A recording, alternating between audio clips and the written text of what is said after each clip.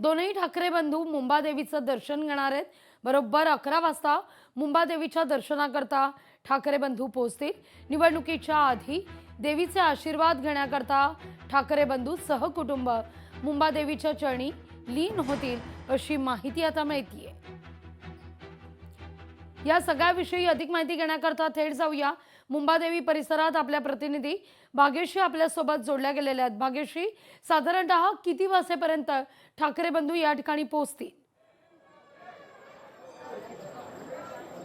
नक्कीच लाघवी, खरं तर 11ची वेळ दिलेली होती, मात्र भगवा गार्ड जे त्यांनी नेमलेले आहेत, जे उद्या सगळ्या मतदार केंद्रांवर काम करणार आहेत, दुबार मतदार जे असतील त्यांना सातत्याने अमित ठाकरे म्हणतायत की आम्ही दुबार मतदार दिसले तर फटकवणार। तर अशासाठी जे भगवा गार्डचे मेंबर आहेत त्यांना सगळ्यांना राज ठाकरेंनी आता शिवतीर्थावर मीटिंगसाठी बोलवलेलं होतं, बैठकीसाठी बोलवलेलं होतं। त्यांना काही सूचना जे आहेत ते राज ठाकरे स्वतः करणार आहेत।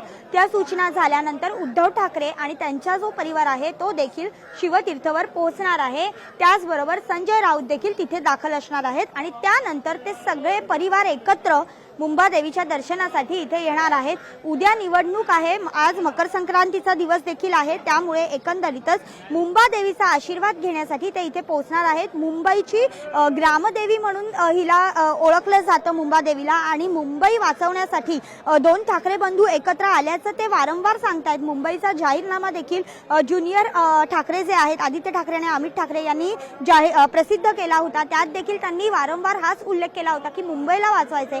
शिवतीर्थला जी राज ठाकरे यांचं भाषण झालं होतं, आदित्य ठाकरे यांचं भाषण झालं होतं, त्यात देखील ते वारंवार मुंबईला वाचवायचंय, मराठी माणसाला वाचवायचंय असं पद्धतीचं भाषणात त्यांचं सारांश निघाला होता। आणि याच पार्श्वभूमीवर जर बघितलं तर मुंबादेवी ही मुंबईची ग्रामदेवी म्हणून मानली जाते। त्यामुळे मुंबई ताब्यात राहण्यासाठी, एकंदरीत मुंबादेवीचे आशीर्वाद घेण्यासाठी ठाकरे बंधू जे आहेत ते आता मुंबादेवी परिसरात थोड्याच वेळात पोहोचतील अशी माहिती सध्या लाघवी हाती येते। अगदी भाग्यश्री, तुर्तास धन्यवाद तुम्ही दिलेल्या एकूण सविस्तर माहिती करता।